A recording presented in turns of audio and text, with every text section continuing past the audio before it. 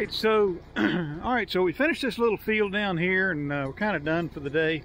And so I had a chance to try out the Farmall 350 on my John Deere 348 Baler and the number 42 kicker, homemade kicker wagon. We only made, like I said, a handful of bales, but thought I'd bring you along for the ride. We've got some other videos of this thing in action. If you haven't seen them, you will. And I thought I'd just kind of talk a little bit about my thoughts running this thing. First time we've had this rig strung together, and I'll just give you a few thoughts about it. First of all, I didn't feel like the tractor worked all that hard. Certainly it was a load on it, but if the expectation was for this tractor to bog down, it didn't happen at all. And you know, I was prepared to pull the TA in. I ran in, if you see my other videos with this thing going, second gear direct. I did not go third gear direct or in the TA pulled back, but that seemed to be a pretty decent speed for this combo in the hay that we've got. Certainly not heavy hay, but I thought it did pretty good myself. I was actually surprised. I expected this thing to be bogged down and surging and carrying on, and maybe that happens in a heavy first cut hay, but the visibility off the tractor was great. The tractor felt like it was, you know, stable. When I came down over the hill up there and then made the transition down into here, you know, I can't say that I got pushed, but I was prepared for it. And coming up out of here, it seemed to do okay. Hills and this combo are really not something I want to get into. So the more I can keep it on flat or just a gentle increase, the better. At least until I get, you know, at least until I get my sea legs with it. But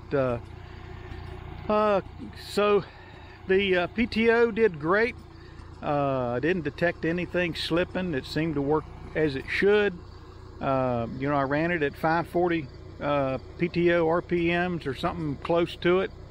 You know, the engine wasn't smoking. There's no blow by. It just seemed like it did a nice job. It was not rocking the tractor that I could tell as I was driving along. If you got it in, the PTO in, and you're sitting at idle, it will move like that a little bit, but that's the case with all tractors.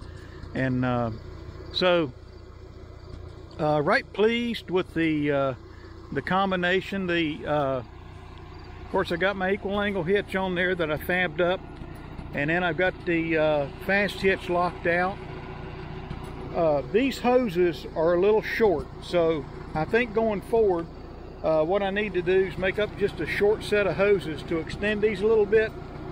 Right-hand turns, no problem, but if I go into a left-hand turn, you know, I'm starting to kind of stretch these hoses a little bit, so I need to do that. The remotes work like a champ.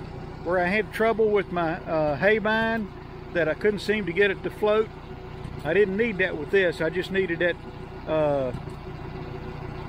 pan on the kicker to go like this or like this, and it worked like a champ.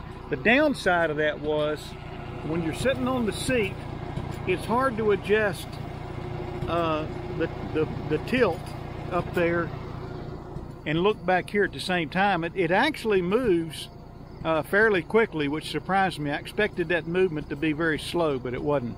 So if I had to nitpick one thing, it was kind of the ergonomics there, you know, tilting the pan. But the independent PTO worked great. Never had to pull it into low, but I had that option if I needed it. Seemed like the fast hitch handled it okay. So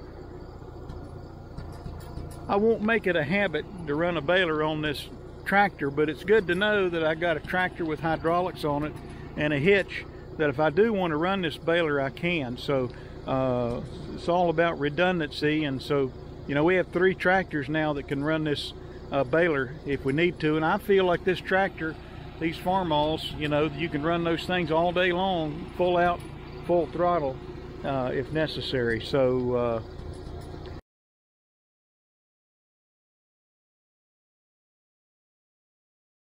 and I wanted to just do a little follow-up video on my equal angle hitch and how I thought it did. And you know, the goal here is to move this pin location like 7.5 inches back. And of course I shimmed it. You can see that brass shim in there. That's what made it all work, and that worked out great. And so basically I've replicated what John Deere has in that green bracket you've seen in my other videos that would otherwise fit on a drawbar, which this doesn't have. It's not like any other tractor. This is kind of unique to the Farmall. But again, this is all locked out. I'm not putting all the weight and the thrust on the cylinder over here, and that was easy enough to do. I'll probably do a video on that sometime, talking about how to change that over. And but this plate is 3/4 inches thick, and these bolts are 3/4 inch bolts.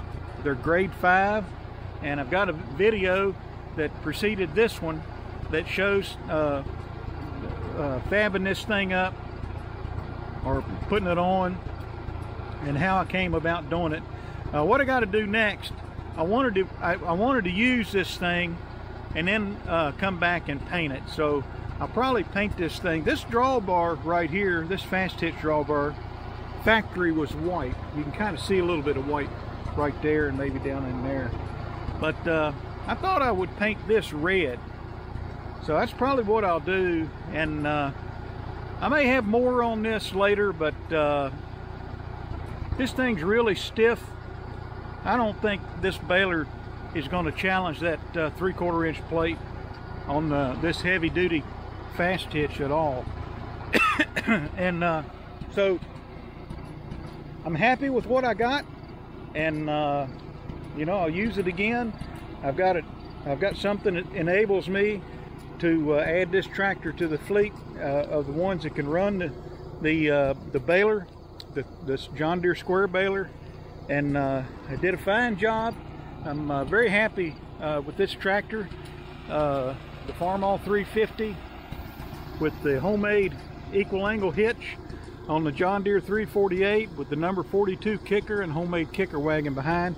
Hope you enjoyed the video and the odyssey of making that equal angle hitch. Certainly made it possible for this tractor to run this square baler, and it does a nice job of it. So hit the like button, subscribe, comment, and we'll talk to you later.